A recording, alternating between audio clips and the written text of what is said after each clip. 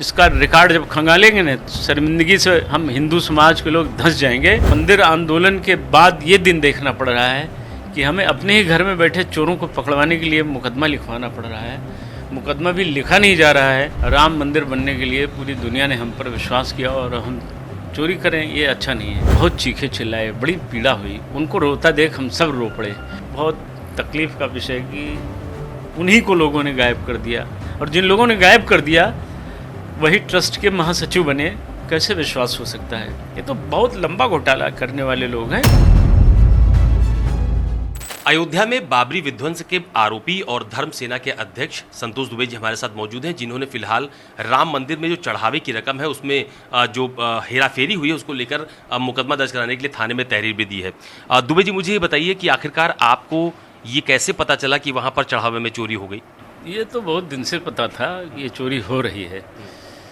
इसके पहले, क्योंकि इसमें इस ट्रस्ट में एक चोर बैठा था, एक या दो चोर बैठे थे, तो एक तो पुराना मास्टरमाइंड चोर है, उसको हम जानते थे तब से जब 89 में प्राण प्रतिष्ठित रामशिलाएँ गांव-गांव से पूजित होकर चली शिला श्री राम की, मंदिर भव्य बनाएंगे, सौगंध राम की खाते हैं, ऐसे नारों के साथ पूरा भारत गुंजायमान था। और गांव-गांव, शहर-शहर से और अन्य देशों से इस अयोध्या के अंदर 1.25 करोड़ रामशिलाएँ, प्राण प्रतिष्ठित रामशिलाएँ, धन सहित, जहाँ जिस गांव में पूजा हुई वहाँ लोगों ने दान दक्षिणा भी दिया, लाखों लाख रुपए लोगों ने दिए। इस तरह से ये सब ले करके अयोध्या आए। उनमें से 1250 रामशिलाएँ सोने, चांदी, हीरे जवाहरात, मणिमाणिक्यों की थीं। गणना करने वालों में परमहंस रामचंद्र दास, मैं, डॉक्टर रामविलास वेदांती, विश्वनाथ दास शास्त्री और रामदयाल सिंह, जो यहाँ के प्रचारक रहे, 5 लोग नियमित बैठते थे। ये 3-4 महीने कार्यक्रम चला। यदा कदा बीच में महंत अवैधनाथ जी भी आ जाया करते थे इस आंदोलन में। 91 में चंपत राय बंसल का आगमन हुआ अयोध्या में, और फिर ये जो रामशिलाएँ थीं, प्राण प्रतिष्ठित रामशिलाएँ, ये जहाँ पत्थर तराशा जा रहा, वहीं परमहंस जी पहले रहते थे, तो वहाँ 3 दरवाजे के भीतर से वे रखी गई थी, बेशकीमती थी। उनका अरबों से ऊपर का दाम था, अरबों खरबों से भी ऊपर था, क्योंकि हीरे की और अष्टधातुओं की, पुखराज की, पन्ने की, तो जो रामशिलाएँ आई थी वो 3 किलो, 3.5 किलो, 4 किलो तक की थी। उन पर तराश के लिखा होता था श्री राम। तो इन सबको मैंने अपनी आंखों से देखा था। आज तो वो 4-5 लोग नहीं रह गए। 4 तो जो गणना में रहते थे हमारे साथ, मैंने मुझ सहित 5 लोग, तो वो नहीं रह गए। आप इस बात का चिंतन कीजिए कि 2002 में वो सारी प्राण प्रतिष्ठित 1250 मूल्यवान धातु वाली मूर्तियाँ गायब, रामशिलाएँ गायब हो गई, और प्रभारी चंपत राय बंसल थे। परमहंस जी को बहुत तकलीफ हुई, बड़ी वेदना हुई।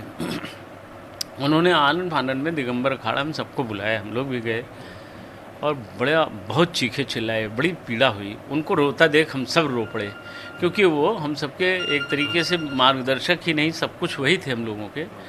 उनको रोता देख सब भावुक हो गए। अशोक सिंघल जी को फ़ोन लगाया उन्होंने।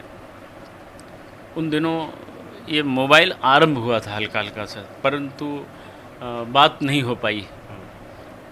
संजोग ऐसा था कि दूसरे दिन अशोक सिंघल अयोध्या स्वयं से आ गए, तो सिंघल जी से उन्होंने कहा कि ये जो तुम्हारा मुनीम है इसको हटाओ, इसी ने चोरी किया, और मूर्तियाँ, रामशिलाएँ हमें दिलाओ। हमारा खजाना, हमारे जीवन का जीवन धन लुट गया। राम मंदिर बनने के लिए पूरी दुनिया ने हम पर विश्वास किया और हम चोरी करें, ये अच्छा नहीं है। उस दिन भी परमहंस जी बहुत रोए थे, मुझे बहुत ठीक से याद है। अशोक सिंघल ने भी सुन तो लिया, लेकिन बेचारे बन करके वो भी चले गए और कोई कार्रवाई नहीं कर पाए। इसके बाद 2003 में जब अटल जी प्रधानमंत्री थे, तो उनसे शिकायत करने के लिए परमहंस जी गए। आज अभी लाल कृष्ण आडवाणी जी जिंदा हैं, आप पूछ सकते हैं, आडवाणी जी से भी उन्होंने अपनी बात कही, अटल जी से भी कही, लेकिन जब लौट कर वो आए यहाँ तो बड़े निराश थे, बड़े उदास थे। हम लोग मिलने गए तो उन्होंने कहा, बेटा अब हम जिएंगे नहीं। बहुत भावुक क्षण है, इन्हें कह पाना बड़ा कठिन है। परमहंस जी बहुत दुखी हो गए। उन्होंने कहा, बेटा मैं तो दुनिया से अब चला जाऊंगा, क्योंकि मंदिर निर्माण अब मैं नहीं देख पाऊँगा। तुम्हारी आयु लंबी है, दीर्घजीवी हो, तुम्हारे मन में हर समय राम मंदिर रहता है। हम तुम्हारी आंखों से मंदिर निर्माण देख लेंगे, ये संतोष कर लेना। वो माहौल ऐसा बन गया कि वहाँ लगभग 20 लोग थे, सब रोने लग गए। परमहंस जी जैसा व्यक्तित्व, प्रतिवाद भयंकर, वो रो रहे हों तो सामने बैठा हुआ आदमी कितनी देर अपने को रोक पाएगा। उन्होंने कहा कि बच्चा, हम रहें ना रहें, मेरी आवाज़ को लोगों तक पहुंचाते रहना। राम शिलाएँ अगर वापस ना आई तो मुझे तो मानव योनि से मुक्ति मिल जाएगी, लेकिन किसी और योनि में जाऊंगा। तुम लोग इस प्रयास को करते रहना कि प्रभु राम के मंदिर के निर्माण के साथ न्याय हो सके। जब कभी मंदिर निर्माण हो, जब कभी, तो ये न्याय हो सके कि जिन राम शिलाओं को लोगों ने अयोध्या वासियों के भरोसे भेजा था, वह राम शिलाएँ सुरक्षित मिल गईं। बहुत तकलीफ़ का विषय कि उन्हीं को लोगों ने गायब कर दिया, और जिन लोगों ने गायब कर दिया वही ट्रस्ट के महासचिव बने। कैसे विश्वास हो सकता है? ये तो बहुत लंबा घोटाला करने वाले लोग हैं। तब तो कुछ हमारे साथी ये कहते हैं कि भैया हमें बड़ा डर लगता है, ये लोग बड़े शक्तिशाली लोग हैं, मैं मुसीबत में फंस जाऊंगा। ये पीड़ा एक दो लोगों की नहीं है, ये बहुत तकलीफ़ का विषय है। आज हमें इस मंदिर आंदोलन के बाद ये दिन देखना पड़ रहा है कि हमें अपने ही घर में बैठे चोरों को पकड़वाने के लिए मुकदमा लिखवाना पड़ रहा है। मुकदमा भी लिखा नहीं जा रहा है, राम शिलाएँ गायब हैं। चिल्लाते चिल्लाते परमहंस जी दुनिया से चले गए, न्याय नहीं हुआ। न्याय तो अब ईश्वर के दरबार में ही होगा, क्योंकि न्याय की उम्मीद कम ही है। और वही लोग मंदिर निर्माण समिति में बैठ गए जिन्होंने हम लोगों पर गोली चलवाई थी। वो नृपेंद्र मिश्रा बैठ गया जिसने सैकड़ों लोगों को भून डाला था, मार डाला था, वो बैठ गया। मुलायम सिंह को जिन्होंने गोली चलवाई उनको पद्म विभूषण सम्मान दे दिया गया। ये सब तकलीफ़ का विषय है, दर्द है। और आप उम्मीद कीजिए कि जिन्होंने राम शिलाएँ चोरी करके बेच लिया, जो असलहे का तस्कर था, मैं एक शब्द में बता रहा हूँ आपको, बात को समझिएगा। ये जो ड्राइवर है, ये बिहार से कट्टे लाकर बेचता था। वो जो पुलिस अधिकारी उस समय के थे, सब आज भी मुझे फ़ोन करके लोग बताते हैं कि ये तो वही पुराना वाला है। और वो आदमी आज उस ट्रस्ट में बैठा है, ट्रस्ट के ट्रस्टियों के साथ बैठा, उनकी गाड़ी चलाता है, जो असलहों का तस्कर था। आप किसकी बात कर रहे हैं? टिन्नू यादव की। आप उससे हाथ में गंगा जल दे दीजिए, बोलो, पूछ लीजिए कि तुमने कट्टा बेचा है कि नहीं, अपने आप उत्तर मिल जाएगा। अच्छा, ये जो पूरा अभी जो ट्रस्ट में चढ़ावे और दान को लेकर जो पूरा मामला चल रहा है, इसमें आपने मुकदमा लिखाने के लिए तहरीर किसके नाम दी? चारों के खिलाफ दिया है। चंपत राय के खिलाफ, चंपत राय बंसल के खिलाफ, अनिल मिश्रा, टिन्नू यादव यानी रामशंकर और गोपाल राव, ये सब अपना घर भरने वाले, खजाना भरने वाले लोग, राम का खजाना लूटने वाले अपराधी हैं। इनके खिलाफ मैंने दिया है। मुझे दबाने का प्रयास पीछे से करने की कोशिश हो रही है, मैं जान रहा हूँ। लोग मुझे धमकाना चाहते हैं, लेकिन भय लोगों में भी है कि ज़्यादा अगर कुछ कोशिश करेंगे तो ये विस्फोट कर जाएंगे। मानने वाले व्यक्ति नहीं हैं, क्योंकि हम धर्म के राह पर चले। मेरा घर देख लीजिए सामने, और इन लुटेरों का घर भी देख लीजिए। ये उत्तर प्रदेश की सरकार को बदनाम करा रहे हैं, ये भारत में बैठी हुई भारत की सरकार को बदनाम करा रहे हैं। मैं इस राज्य के मुख्यमंत्री वास्तव में जो निपट बहादुर व्यक्ति हैं, मुझे विश्वास है वो स्वयं जांच करें। एसआईटी कुछ नहीं कर पाएगी, ये प्रभावित हो जाएंगे। मुख्यमंत्री जी पर विश्वास है, उनका निर्णय ठोस, अचूक, सत्य, परम हितैषी और हिंदू हितकारी होता है।